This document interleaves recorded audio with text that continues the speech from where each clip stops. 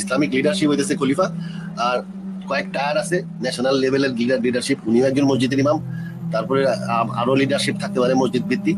Finally গ্রাসরুটে leadership হইলো গ্রামের মসজিদের ইমাম। ইনি হলো আসল ইমাম, যিনি সরাসরি মানুষকে নিয়ন্ত্রণ করেন। এই ইমামই হলো আসল ইমাম। এই গ্রামের মসজিদের ইমামই প্রকৃতপক্ষে ইসলাম প্রতিষ্ঠা করে। এক ধরনের ভুল ইনফরমেশন মানুষকে দিচ্ছে, আর এর কিছু গান্ড মুরুদ আছে, কিছু মুরুক্ষ মার্কা মুরিদ আছে, এরা এই অনুসরণ করতেছে আর মনে করতেছে যে বিশাল বড় এক এক জ্ঞানী আয়া করবে। কথা বুঝছি।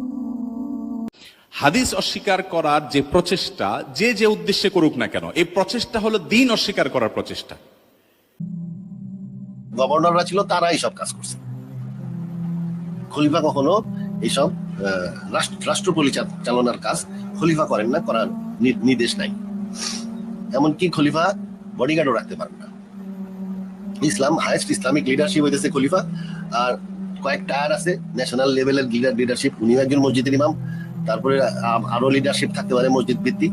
ফাইনালি গ্রাসরুটে লিডারশিপ হইলো গ্রামের মসজিদের ইমাম। ইনি হলো আসল ইমাম, যিনি সরাসরি মানুষকে নিয়ন্ত্রণ করেন। এই ইমামই হলো আসল ইমাম। এই গ্রামের মসজিদের ইমামই প্রকৃতপক্ষে ইসলাম প্রতিষ্ঠা করে,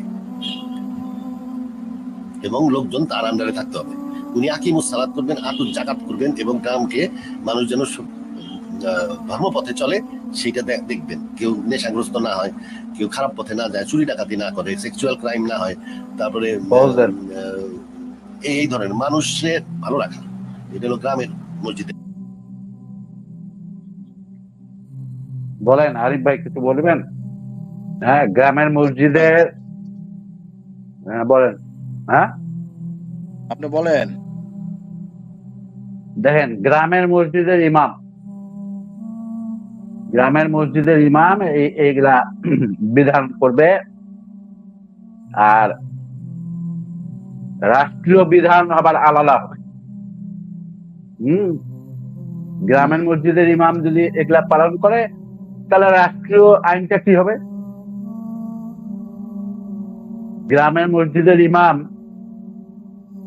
ওইখানে রাষ্ট্রীয় একটা আইন থাকলো, সেকুলারিজম, ওইখানে কি এই পালন করতে পারবে? কোরআনের বিধান অনুযায়ী কাজ করতে পারবে? করতে গেলেই তো সে রাষ্ট্রদ্রোহী হয়ে যাবে। ও আসলে গুলায় ফেলাইছে। একটা হলো একজন ইমামের দায়িত্ব কি, ইমামের দায়িত্ব এবং কর্তব্য।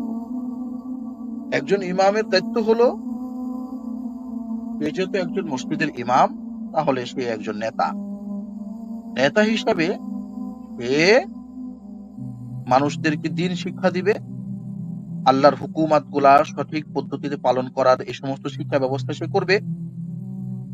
এটা হলো একজন ইমামের দায়িত্ব। এবং আল্লাহ তাআলা যে নসিহত করছেন হালাল হারাম সম্পর্কে, আল্লাহ তাআলা আদেশ নিষেধ সম্পর্কে, একজন ইমাম তার মুসল্লিদেরকে এগুলা নসিহত করবেন, বুঝিয়ে দিবেন, এগুলার আমলের পদ্ধতি কি, এগুলা শিক্ষাদান করবেন একজন। কিন্তু বড় বিষয়টা হচ্ছে রাষ্ট্রীয় ভাবে খলিফা যারা হবেন, রাষ্ট্রের আইন, যেমন মনে করেন যে এখন একজন মসজিদের গ্রামের একজন ইমাম, কারণ এই মসজিদের ইমামের ওই মহল্লা একজন জিনা করে, এখন এই জিনাকারী শাস্তি কে দিবে? ইমাম দিবে? হ্যাঁ, যদি খলিফা থাকে, খলিফা অনুযায়ী যদি ইমামদেরকে গভর্নর হিসাবে নিযুক্ত করে, তাহলে সেই ইমাম সেটার প্রয়োগ করবে। তো সে আসলে ইমামের বিধান একটা, রাষ্ট্রীয় বিধান আরেকটা। এবং এই যে গোলায় ফেলা, এটা মানে এইগুলা এই যে আবল তাবল ব্যাখ্যা, আসলে এগুলা কোত্থেকে আনছে আর কই পাইছে, আমার জানা মতে আসলে ইতিহাসে বা এরকম কোন কিতাবাদি আছে কিনা আমার জানা মতে নাই। আল্লাহ তাআলা তো মোটামুটি অনেক কিতাবাদি পড়ার সুযোগ করছে, কিন্তু এরকম কিতাব আমি পাইছি না ভাই। এখন এই উপনারা যদি কোথাও পাইতাম, যে সমস্ত আবল তাবল ব্যাখ্যাটা কোন জায়গা থেকে আনলেন। হ্যাঁ, রাষ্ট্রই খলিফাই এক জিনিস, মসজিদের ইমামই আরেক জিনিস। হ্যাঁ, এই হইলো এর অবস্থা। যে মানে একটার সাথে একটা তার কি কথাবার্তার কোনো লাইন গার্ড আছে? এখান থেকে আবার ইমাম থেকে দেন খলিফার থেকে আবার ফালদা কই জায়গা কোন একটা কথার ফিনিশিং আছে তার? বলেন আপনি কি কথা কইবেন তার? কোন একটা বিষয় নিয়ে এখন তার প্রত্যেকটা পয়েন্টে কথা বলতে হয়। যেমন খেলাফত নিয়ে কথা বলতে হয়, খেলাফতটা কি, খেলাফতের মূল স্তম্ভ বৈশিষ্ট্যটা কি, হ্যাঁ, একজন ইমামের কর্তব্য কি, হ্যাঁ, দায়িত্ব কি। এখন কি করবেন আপনি, কোনটা নিয়ে কথা বলবেন? আসলে পুরা ইসলামিক পুরা সোসাইটিতে ইসলামের পুরা বিষয়টা কি সে বিকৃতি করে ভুং ভাং আকল দিয়ে ব্যাখ্যা দিয়ে এক ধরনের ভুল ইনফরমেশন মানুষকে দিচ্ছে। আর এর কিছু গান্ড মুরুদ আছে, কিছু মুরুক্ষ মার্কা মুরিদ আছে, এরা এই অনুসরণ করতেছে আর মনে করতেছে যে বিশাল বড় এক এক জ্ঞানী আয়া করতেছে। কথা বুঝছো? এই হলো আর কি অবস্থা। কি বলবো বলেন?